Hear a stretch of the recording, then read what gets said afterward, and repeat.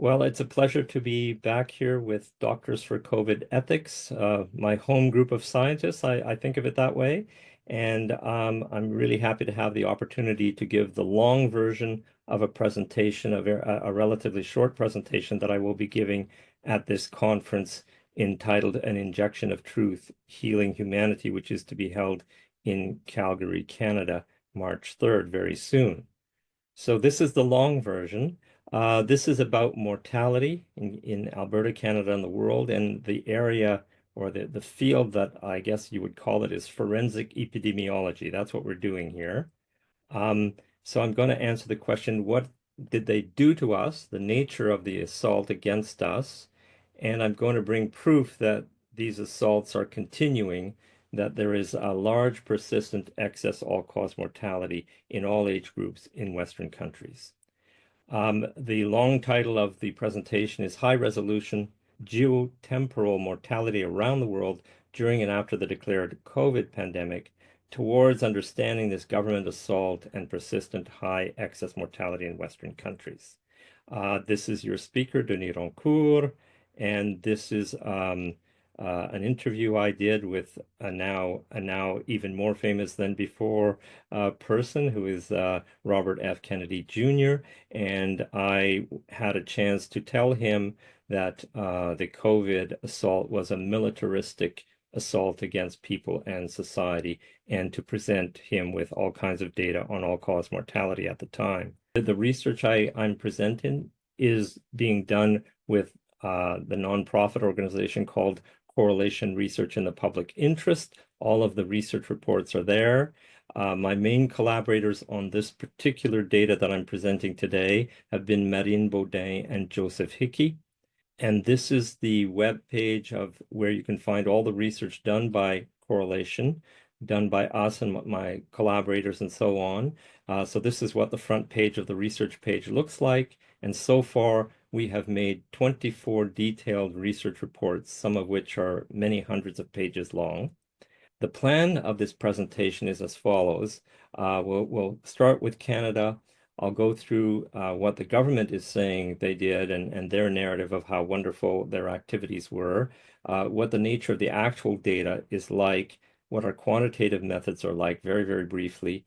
And I'll mention the associations with geoeconomic factors. We have many of those, and we looked at those. And I will describe the shocking features in the mortality data, heterogeneity, hotspots, and so on.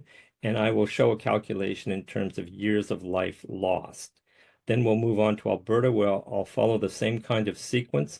I'll show what the data looks like, how different it is from place to place, major differences between Alberta and other provinces, and so on. There'll be a conclusion. And after the conclusion, I'll talk about some very general features that come from looking at the entire world.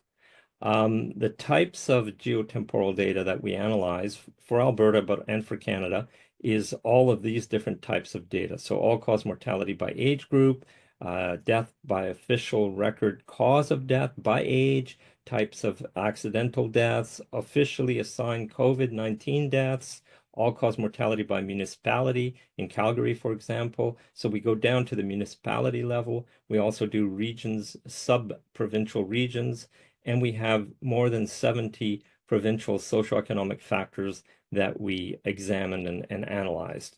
So, and we make direct interprovincial temporal comparisons in the data and so on, and we compare to the vaccine rollouts. So we start with Canada. And this is for international viewers. And so we concentrated on 9 provinces in our first look at Canada that had sufficient data, because you want enough data to get a high enough signal to noise ratio. So we selected these 9 representative provinces. This is the official narrative of the government. Dr. Theresa Tam, the head chief medical officer for Canada, actually claimed in a published scientific paper that their measures had averted approximately 1 million lives. And we showed in a detailed publication that that had to be complete fabulation, that was just ridiculous. And we showed what it would look like if you had actually had that many deaths extra deaths. And it would have been worse than, all the big volcanoes in the world going on at the same time that there's a world war and so on. I mean, it just would have been ridiculous for Canada historically to have that many deaths. So that was a complete fabulation, and we showed in detail how wrong that was in two important papers. This is what the actual data looks like for Canada. This is an example of all of Canada data for the different provinces. So you can see there, Ontario, Quebec, the big provinces have more mortality because they have more population. This is the kind of data that you see. So there's a seasonal trend in time, and there is sometimes that dashed vertical line is when the pandemic was announced, and immediately following that, some of the provinces, especially Quebec and Ontario, had large peaks of all-cause mortality that immediately followed the announcement, as though the virus was waiting for the political announcement. And so we'll be able to go in and look at the different provinces in some detail here. This is what, for all of Canada, it looks like if you show that mortality by age group. So again, there are often more younger people, but they don't die as much. So the result, when you do it by age group, will look like this for these large age groups. We also have finer age groups. This is an example of how we try to analyze the more than 70 socioeconomic factors. We use statistical methods, hierarchical groupings and correlation cluster analysis and things like that to try and see which of these factors are similar, very different from each other, and so on. And we find when we start looking at the factors some remarkable things. This is just one of many, many examples. There's a very, very strong correlation with a Pearson correlation coefficient of plus 0.96 between opioid deaths and GDP for real estate per person. So that's and you can imagine what these social reasons for that are and so on. So this informs our interpretation and our hypotheses about what's going on. Now, if we come back to all-cause mortality, and we look at all ages, in all ages, all-cause mortality, there was this huge peak in March, April, May of 2020, which occurred mainly in Quebec and Ontario. And so it turns out that the province of Quebec, it was just a hotspot in Montreal alone. And Montreal was the New York City of Canada for elderly deaths. This is an illustration of that, where you have the all-cause mortality versus time in Quebec in three different regions. So in purple there, you have just Montreal and Laval. So the urban center, which is shown on the map there of Quebec. And then the green is the three large regions around that urban center. And then the brown is everything else. And so you can see that it is only Montreal and Laval, the urban center, that had that huge peak of mortality that immediately followed the announcement of the pandemic. We studied this phenomenon in detail. It also occurs in Milan and New York City, and we've been studying that phenomenon in detail. Now, Quebec is rather unique because of this phenomenon, a particularly large peak there. And we tried to look for factors that might start to explain this. So Quebec has by far the largest p-scored mortality as a result of this hotspot in the first half of 2020. And so you can see the p-score, which is a mortality normalized by how much people die in the province normally. That's what p-scored mortality is. So it's an excess mortality, and it's much higher for Quebec than all the other provinces. You can see that on this graph, three times higher than the highest of the other provinces. And Quebec has the largest number of beds in nursing and residential care facilities by population. So it distinguishes itself in that way. And that's not because its population is significantly older than other provinces or anything like that. It's just because Quebec spends more money on this kind of socially funding medical facilities. So it has a very high number of people in these facilities. And both Quebec and Ontario, when you look at self-reported stress, so when people say, almost every day I'm quite a bit or extremely stressed, then the largest percentage of people that will say that are 12 years of age or more is in Quebec, followed by Ontario, which are the two provinces that have this large peak. It's an association. It's something to take into account when you're trying to understand what's going on here. We move on now to the data for Canada, and we want to illustrate our quantitative method. So this graph illustrates the quantitative method that we use to get what we call excess all-cause mortality. So the light blue data is the raw all-cause mortality by week in this case, from 2010 all the way to 2024. The dark blue is the theoretical model that is gathered from the comparison year of 2015 to 2019. So we look at that window of years, 2015 to 2019, and we try to see the trend of the data, and we reproduce it back in time and forward in time. So you can see that when you go back in time, it reproduces the data quite well. When you go forward in time, it's much lower projected or expected mortality than what we actually had during the COVID period. So the difference between those two is the extracted excess mortality by time, which is shown in brown there on the bottom, and which hovers around zero until you get to the announcement of the pandemic, and then you have all those features. So that's the method that we use, that we have developed and that we apply. And this is a blow up of that for Canada, where you can see it again. You can see things in the data, such as that very sharp peak that I call HW, which is a heat wave that occurred in BC. So there's all kinds of things in the data. You can also see before, like in 2018, 2016, in those winters, a winter can be more or less severe.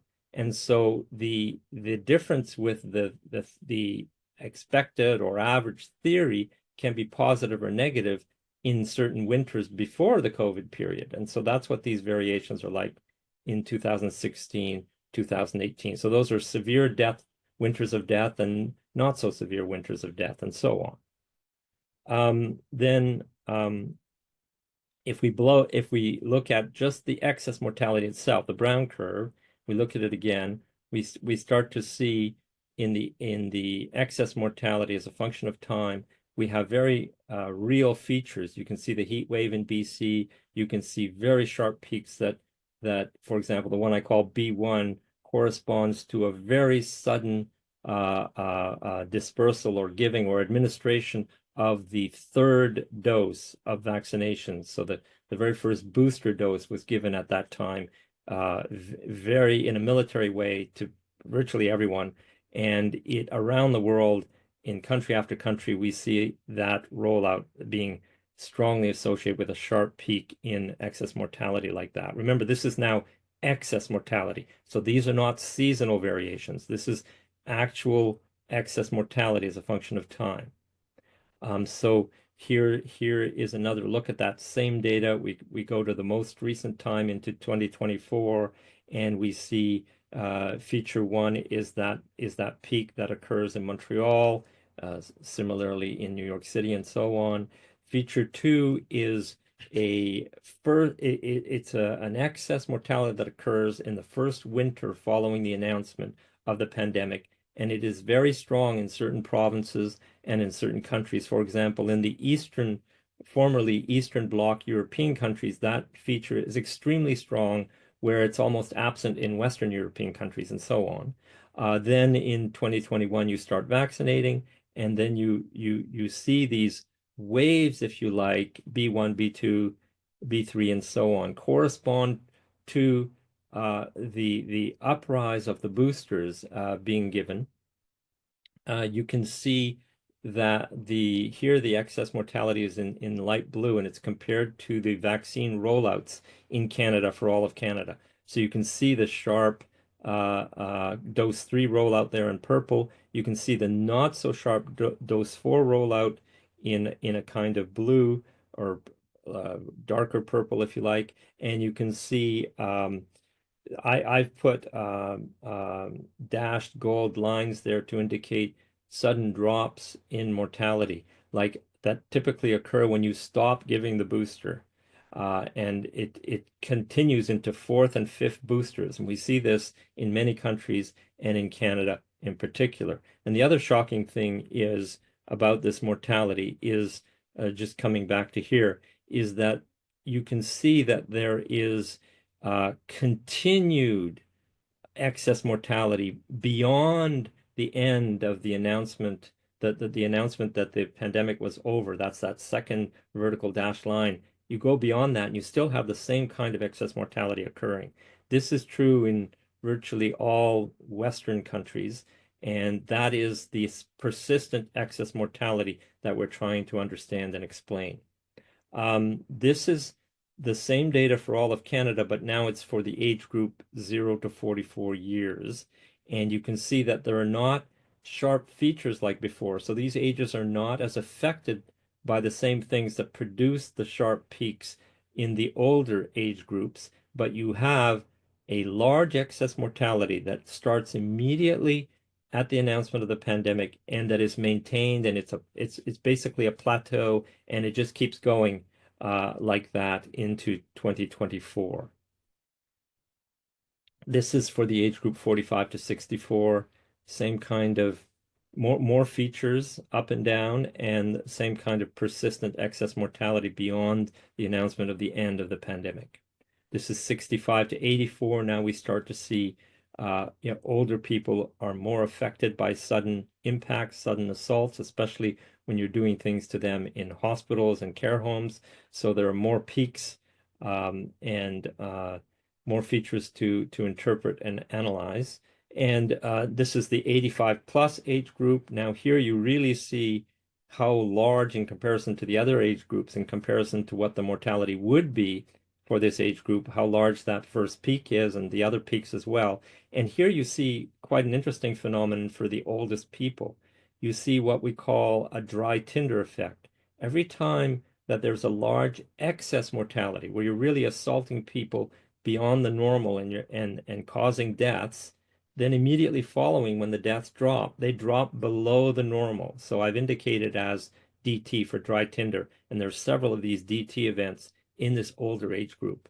And I would interpret that as meaning that these were actual assaults against people that would not have died so soon if you had not assaulted them. And that's why there were none of these people left later on to die as you go forward in time.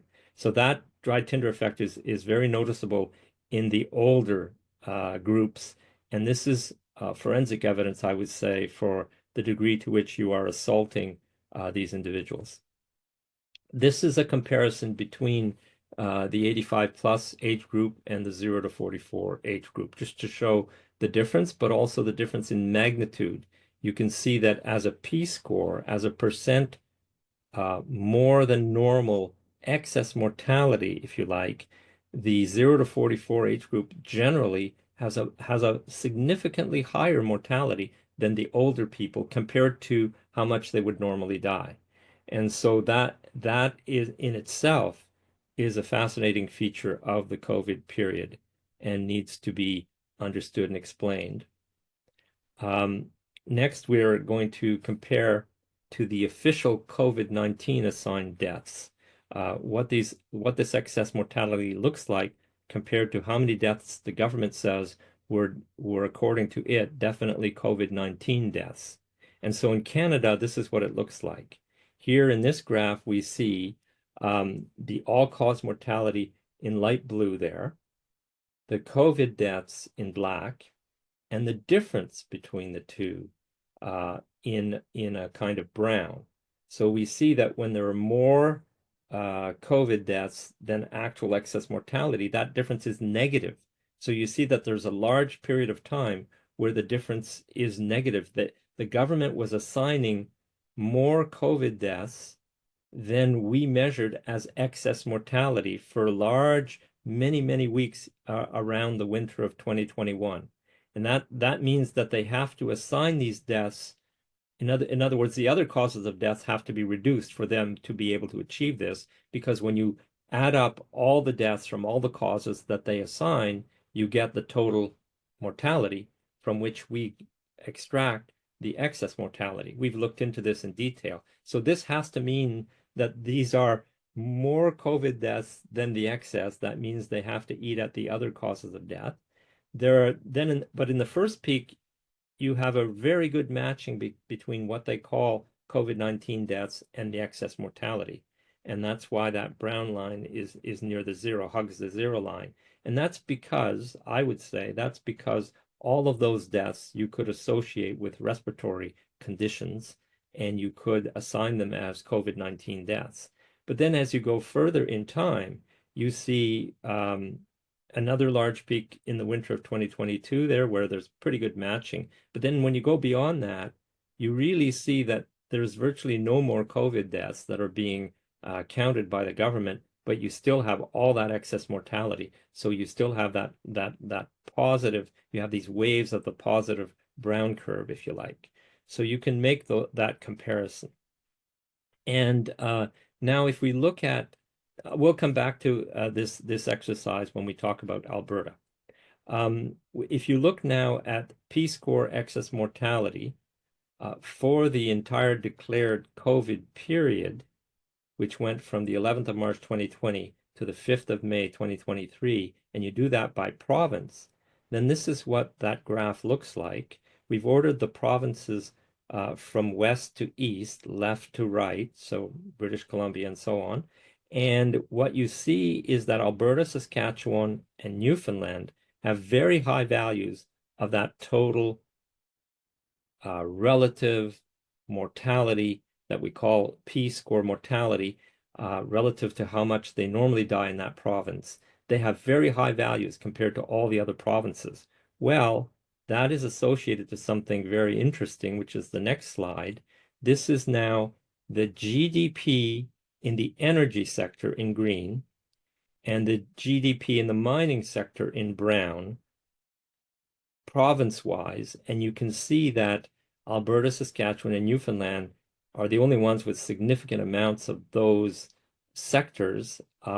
And so those are the high extraction sectors are in those provinces.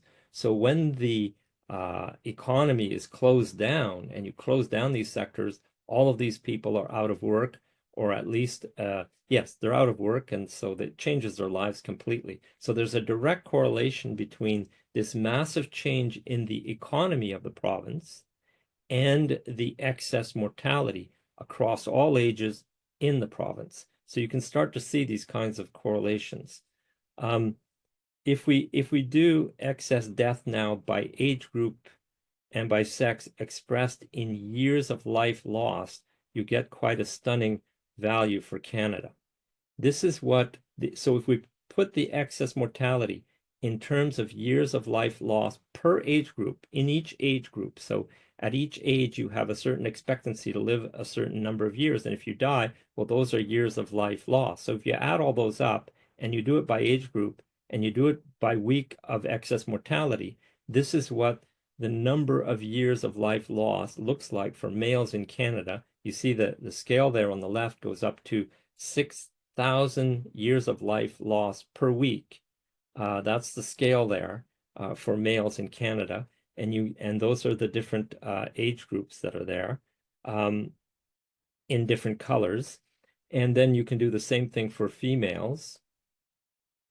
And then females generally die less, so there's less years of life lost. And then you can calculate all these things by sex and by age group and calculate how many years of life were lost. And the grand total is 1.62 million years of life lost in Canada due to the excess deaths during the COVID period, just during the COVID period. That's the kind of number you get. Now we move on to Alberta. Again, this is all the same kind of data is collected, and even more so for Alberta because we can go down to municipality levels and so on. And this is what the raw all-cause mortality looks like by age group for Alberta. And we immediately notice when you look at this that there isn't that very first peak that surges up in Ontario and Quebec right after the pandemic is announced. Those dashed vertical lines are for the start and the end of the declared pandemic, and you don't get that peak in Alberta. But there are many differences that I will show you between Alberta and other provinces. And the youngest age group, you can see a very significant increase in the youngest age group there in the mortality right when you start the pandemic. This is what it looks like if you show the same data, but normalized by the population of the age group. So obviously, old people by year have a much higher risk of dying. And so that mortality normalized by the number of old people is much higher. And it shows you this exponential difference in those kinds of population normalized mortalities. This is our quantitative method again. Now it's applied to Alberta. So it's exactly the same method that I described earlier. And the brown there is the excess mortality by week for Alberta. And we can blow that up and we can see that there is a persistent excess mortality for Alberta, all ages, as you go beyond the announced end of the pandemic, as we had for all of Canada. And we can compare this excess mortality for Alberta with the vaccination rollouts for Alberta and try to see if there are relations and what is happening. I would argue that after that very first winter after the pandemic was announced, that was very severely affecting a lot of people. That's when the most severe lockdowns were put in place. That's when there was the most isolation in care homes and so on. And then immediately after that, you started vaccinating in 2021, and this is the result in terms of excess mortality. Now we compare the Alberta excess mortality with that in Ontario. And we do this using the P-score, which is this normalized compared to what you would get in that province. And we can do that for all ages, as we see here. And so we see when we compare all ages excess mortalities for Alberta and Ontario, that I put stars there to indicate some surprising differences and features. Ontario has a large peak right away when the pandemic is announced. Alberta does not.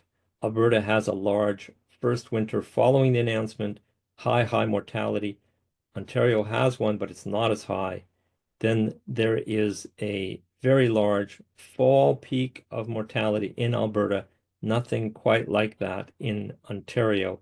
Then both have a peak, a very sharp peak. That's the fourth star there. That coincides with the rapid rollout of the third dose 3, the first booster, and so on. You can make that comparison. This is the same comparison between Alberta and Ontario, but now for the age group 0 to 44. Now this is interesting because now we've lost the sharp peaks and everything, but you can see here how much more young people in Alberta were at risk of dying compared to this young people in Ontario. There is a huge difference. You go from below 20% chance of excess mortality, if you like, 20% P-score, you move up to 60% and beyond, up to 100% per week. So there's a big difference in how much young people, young adults, are really devastated by what was going on during the COVID pandemic, the difference between Alberta and Ontario. Alberta has the highest such death rate for young people of all the provinces that we studied. This is the same kind of comparison. Now we're looking at the 85 plus age group. And again, we see those peaks coming out. The very big first peak, the first winter following the pandemic peak in Alberta, and so on. We can see those peaks again for this age group. And we notice that for this eldest age group, there is not persistent mortality that much as you go beyond the announcement of the pandemic. So old people die no matter what, and you don't have a high continued maintaining of excess risk of death for the most elderly in the society. This is now a comparison within Alberta between two age groups in Alberta. So 0 to 44 and 65 to 84, just to show how much more the younger adults are being affected compared to the older adults in terms of their relative risk of mortality by week in Alberta. Now we look at Alberta by community very quickly, and now we're showing all-cause mortality by year. So because we're doing it by year, we remove the seasonal variations, and we don't have to worry too much about extracting the excess mortality, because we know that the graph, if there's an increase in the graph, it's because there's an overall increase. We've corrected for compared, as a function of time. So the dashed line shows 2019. And so beyond that, you're into the COVID period. And on the left, you see Calgary and Edmonton. And on the right, you see a selection of many municipalities in Alberta. So we're going to look at those and try to see how bad the increased mortality was depending on the municipality. And so we look at the bottom municipalities here that are much lower. If we take out Edmonton and Calgary, and we look at just those municipalities that are Airdrie, Grande Prairie, Lethbridge, Medicine Hat, Red Deer, Spruce Grove, and St. Albert, what you notice by looking at these mortality per year is that St. Albert, Spruce Grove, and Airdrie basically did not have a pandemic. There's nothing special happening. And they are communities, satellite communities of large centers where people are living comfortably, mostly in large homes, like I've shown the pictures here for St. Albert, Spruce Grove, and Airdrie.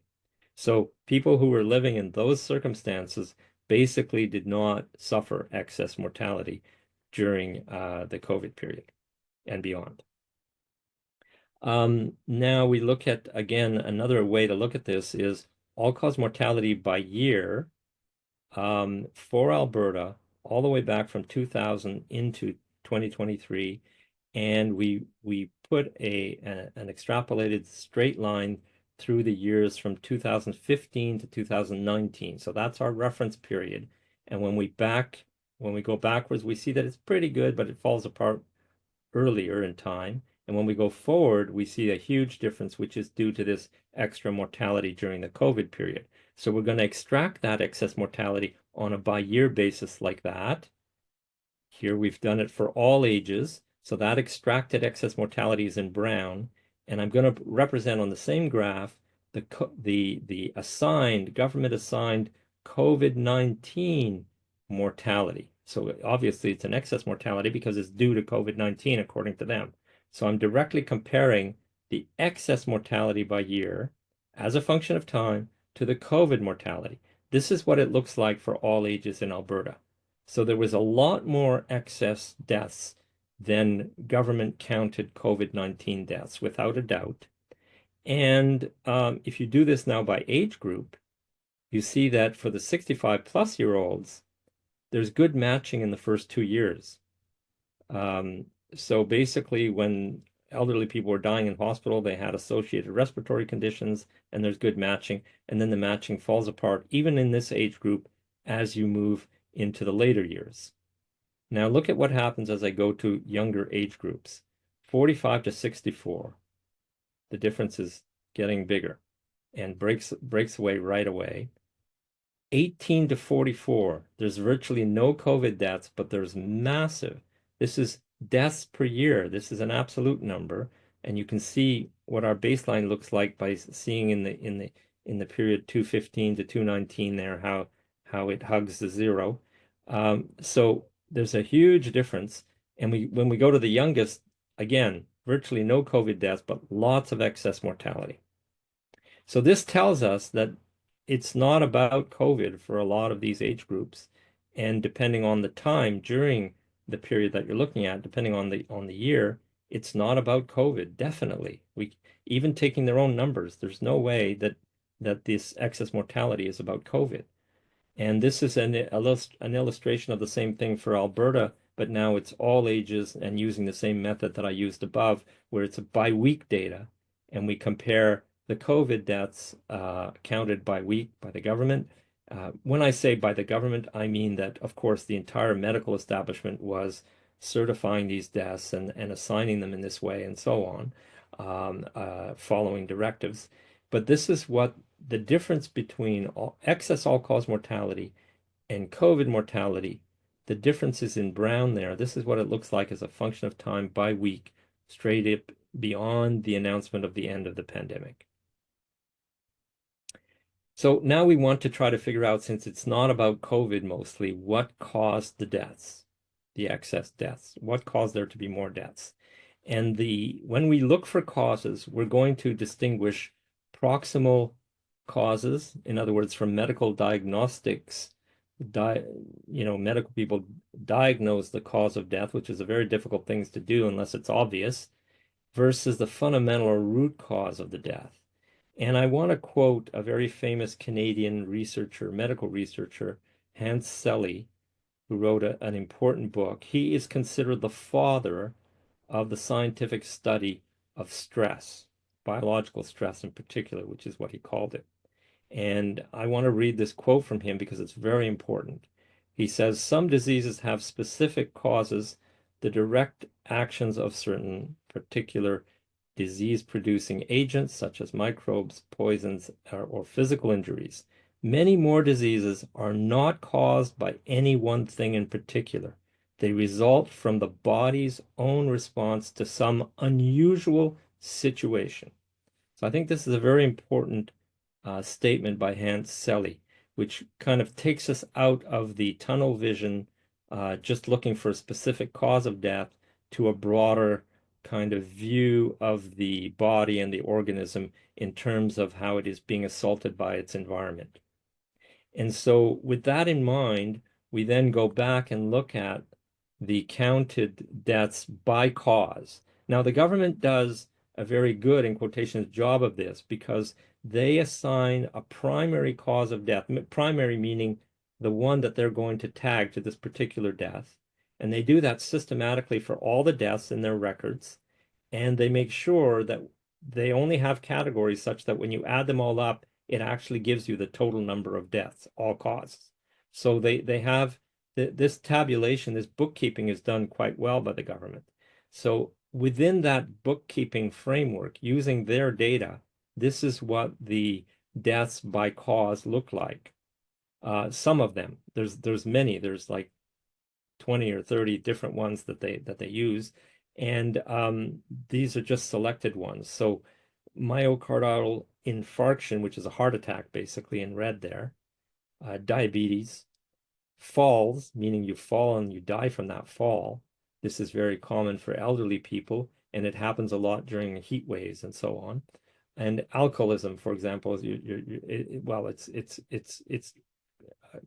the official name is failure of the liver or something, and alcohol poisoning or something like that. But it's basically dying from alcoholism. And so this is just these four, just as examples, and for different age groups in Alberta. And you can see some interesting things, such as the diabetes going up quite dramatically during COVID. For the younger age groups there, you have alcoholism surges up. Alcoholism and heart attacks and diabetes are stronger during COVID for the 45 to 64-year-olds, and so on. I would say from my readings that a lot of these conditions, well, virtually all of these conditions, maybe not so much falls, but are stress related. Now we do the same kind of exercise now, but what we're going to do now is look at leading causes from that long list that I was describing. You take the deaths from the leading causes of death as tabulated by the government for Alberta. And I have chosen to show just some of them. So the biggest ones, basically. So cancer, heart disease, respiratory ailments other than COVID-19. So that's typically pneumonia. Cerebrovascular ailments that cause death. Substance poisoning, that's not the name they give, but it means poisoning from, well, it's drug overdoses is what it is, clearly. And so that is a very significant cause of death in Alberta. Look at this graph. This is all ages, and substance poisoning is up there virtually equal to COVID-19 deaths during the pandemic. It's a very important cause of death. And that is and I'm including suicides because that becomes very important for the younger age groups. So now I'm going to run through this exact same graph, but for different age groups and see what happens.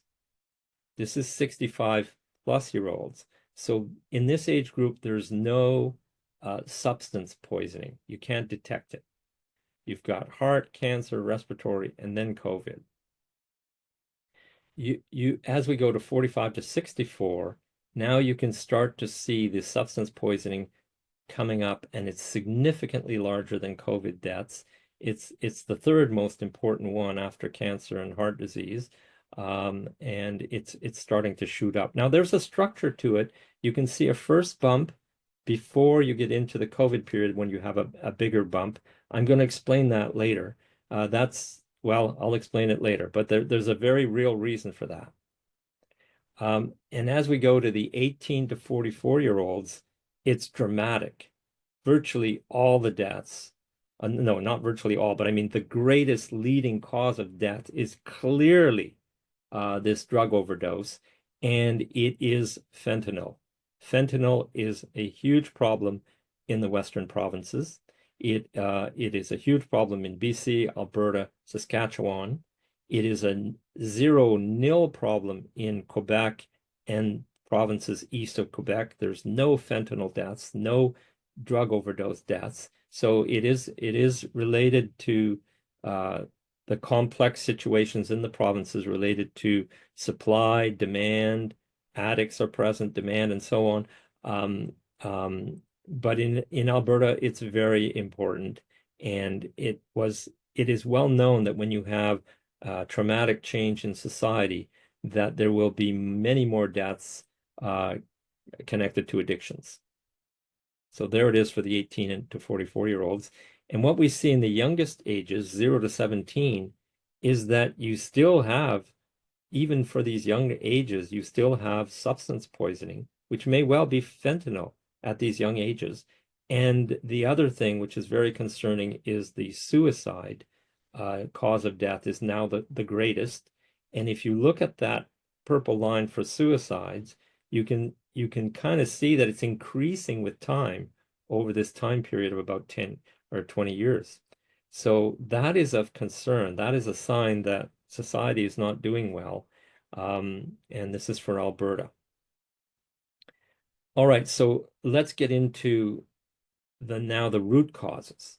And so we're going to look at, I already alluded to the fact that major economic changes have a big impact on the big picture when you go province to province.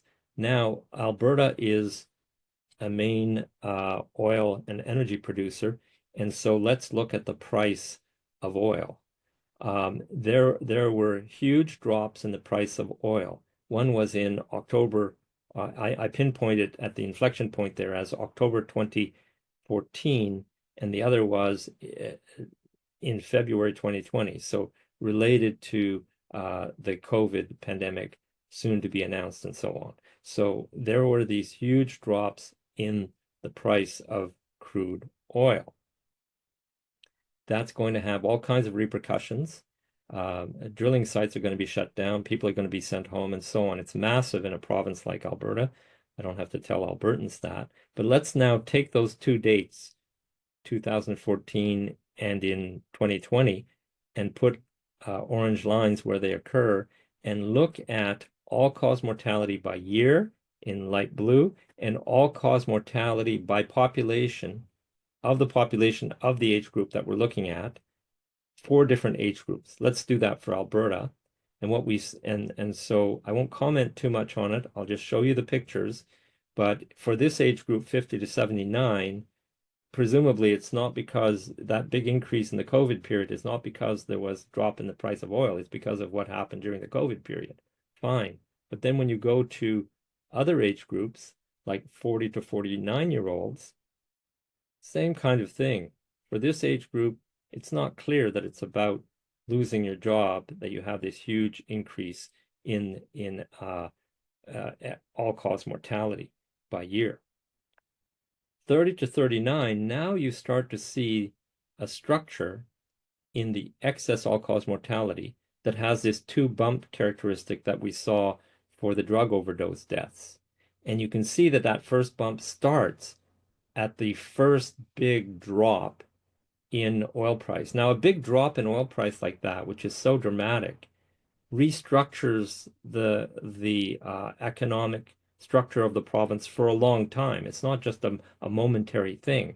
And when you become an addict, you stay an addict for a long time, and so on. So here is a relationship that kind of explains that structure uh, uh, in the fentanyl deaths. This is now all-cause mortality deaths in relation to those events of oil price dropping dramatically. This is what it looks like for 20 to 29-year-olds. And so that is how you make the relationship to these deaths. Now, I want to talk about the importance of these phenomena. Basically, for Ontario, there were huge increases in unemployment at that time. So here now I'm looking at unemployment rate for Alberta, BC, and Manitoba as a function of time between 1975 to 2024, because I want to look at these big events. I've put a red 1 there to indicate a very first sharp increase in unemployment. That corresponds to the time at which China was liberated into the world economy and joined the World Bank. That's when you started to dramatically invest into China, move your workforces into China, and so on. And that very first large increase in unemployment is tied chronologically to that event. Number two is early 1990s when the USSR dissociated. And that gave rise to a huge increase in so-called globalization. The US went nuts when that happened and decided they wanted to own the world. And they bought out corporations faster than you could ever imagine. And there was a huge restructuring in that sense. And that gave rise to a lot of unemployment in many of the US allied countries and so on. So there's an increase in unemployment there related to the drop, the dissolution of the Soviet Union. Then it's fairly stable. There are various things locally that are happening and so on until you get to point 3, which is the 2008 financial crash. Now that 2008 financial crash again created a lot of unemployment, and you can see that there's unemployment there occurring in Alberta in relation to that. So then 4 is the first of the two drops that I showed you. Number 4 was an oil price collapse in 2014. That collapse occurred because it was basically an attack against Russia. It was at the time when there had been a coup in Ukraine. The CIA had engineered a coup in Ukraine. Russia had responded by sending in soldiers into the Donbass to protect the Donbass that was being attacked with mortar shells and so on. And there was a lot of geopolitics going on. And as a result, there was a huge oil price collapse, which hurt Russia very much. It was quite dramatic in Russian society. And because it's oil price, it dramatically affected Alberta. You can see the unemployment raise in Alberta at 0.4 there, which does not occur in Manitoba and BC, which are not these oil producers. So you can see that relationship there. And then, of course, there's a 0.5, which is COVID, where there's unemployment in all of these provinces because you're shutting down the economy and you're assaulting people and so on. So that in a bird's eye view shows how large geopolitical and external influences can dramatically affect the well-being of a nation, and that includes the coordinated assault that we call the COVID period. So now I'm ready to give some conclusions. And the first conclusion is about who died and is dying, continuing to die, and why. So regarding young adults, of course, I can't prove each of these points because I didn't have time to show you all the detailed arguments and how I come to these hypotheses. But for young adults, you have loss of job and purpose. So this mass economic shutdown, social isolation, despair, disorientation, self-harm practices, and a growing population of opioid addicts. And opioids addicts don't go away. They don't stop being addicts. When you have a large population, anytime you perturb the society, a lot of them can die of overdoses and so on. So there's a lot of this going on. For the elderly people, it was about hospitals and care homes that became death camps. There was extreme isolation being practiced against them. The staff had contagion paranoia, I would say, and that dramatically affects their behaviors. And there was intensive pharma and vaccination farming. By that I mean that they really gave them flu shots, COVID shots, medications that supposedly could help them in this difficult period and so on. And so there was a very intensive pharma farming, if you like, during the COVID period that killed the elderly. And these features, these cultural changes in how we treat the elderly, were permanent changes in institutional culture following COVID. So they continue into today, which is one of the big reasons I believe that there is persistent excess all-cause mortality beyond the COVID period. So that's my first conclusion. My second conclusion is about the state of society. So basically, this social epidemiological outcomes that we've been measuring, the persistent excess all-cause mortality in all age groups, increasing mortality from self-harm and addiction in young adults and teens, larger relative excess mortality in young adults than in the elderly, persistent waves of excess mortality in older persons, waves after wave, following recurring and multiplying vaccination campaigns, and a important dry tinder effect in the excess mortality of the most elderly, which shows that they're being assaulted, basically. These are strong measures of a sick and collapsing society, in my view. And so my second conclusion involves saying that our institutions, politicians, and public servants are corrupted, and foggy and deferential judges have been of little help, and the exceptions prove this rule. So that is my second conclusion. My third and final conclusion is with regards to healing humanity. This is my kind of suggestions for what needs to happen. We must recognize that the COVID campaign was in effect a massive and aggressive assault against many people and society. We must acknowledge that there is trauma and chronic stress resulting from this COVID assault. And I believe that so-called long COVID and many post-COVID ailments may largely be post-trauma biological stress and the associated self-harm behaviors such as addiction and so on.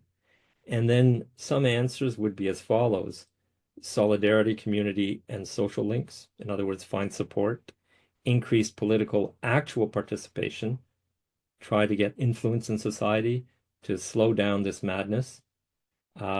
Read, discuss, learn, argue, compare, avoid hospitals, reject medical solutions, reject pharma, farming, and some other recommendations like that. One of them is walk 30 minutes per day. There are many high quality scientific articles that have demonstrated from many comparative studies that people who walk 30 minutes a day basically reduce the risk of all the major diagnostic killers. It's something you can do that is more helpful than any medication that is prescribed to you, much more, and can have a dramatic positive effect on one's health. This is especially important to remind people of this in our society where we tend to, especially depressed people and so on, you tend to just sit and occupy yourself by sitting and doing those kinds of activities. So that's my third conclusion. And I want to end with a wrap up around the world. Um, we have shown, and we are showing, that there is no death-causing disease was spreading. There was no spread or contagion. In other words, you have geostatic time evolution, not geotemporal time evolution. There's no spreading. The virus killing, supposedly, didn't cross hard jurisdictional borders. You can compare Milan and Rome, same airport, same people, same density population, huge deaths in one, none in the other at the same time, or later, or any time. You can compare New York City and Los Angeles and San Francisco, same airport, same traffic, same a lot of things. One has huge, massive deaths, the others virtually none at that time, and so on. This is a map of Europe, and what you find is that there are these hotspots, like in Madrid and northern Italy, but the death uh, rises in those places, but never occurs in neighboring places. So there isn't a rise, which then goes to another place, and then there's a rise in the other place, and so on. There's not geotemporal evolution like you get in all the spreading models. So what you have instead is places where you are assaulting viciously, large centers, large cities, and there's a lot of articles about what was happening in the hospitals in Milan, and I can tell you there was excessive use of mechanical ventilators and so on. So this is what we see. You can do the same thing for New York. You can see that in New York, the Bronx was absolutely a death camp. And so what we found, generally speaking, is when you have neighborhoods or regions where you have a lot of poor people who are given hospitals and hospital treatment by wealthy, well-meaning people that are in neighboring very wealthy places, where when you mix wealthy and poor people together, and there is an event of this type that is medicalized, you kill the poor people, basically. And so this is what was happening in the Bronx and the large hospitals in the Bronx. And this peak in mortality that occurred at the beginning of the pandemic did not spread. It occurred simultaneously in various places where there's a spread of hospitals using these practices, but there was no spread. Very important to acknowledge that hard data. When you look at, we also did a study of 125 countries and looked at the intensity of the mortality, the P-score mortality by country. And this is a world map of that. So you see a gradient north to south in North America. You see a huge difference between Eastern Europe and Western Europe. You see hotspots as well here and there. And you find very different behaviors from country to country. This is the example of Malaysia. There are many countries like this where there was no excess mortality until they rolled out the vaccines. India is a huge, famous example of that as well. Overall, what we found worldwide is that there were 31 million excess deaths in 2020 to 2022. So basically in the COVID period.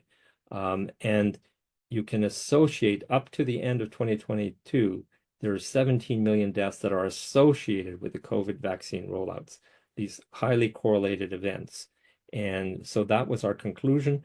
In that paper, we concluded the following: that this was all about assaults against people, and we conclude that nothing special would have occurred in terms of mortality had a pandemic not been declared and had the declaration not been acted upon.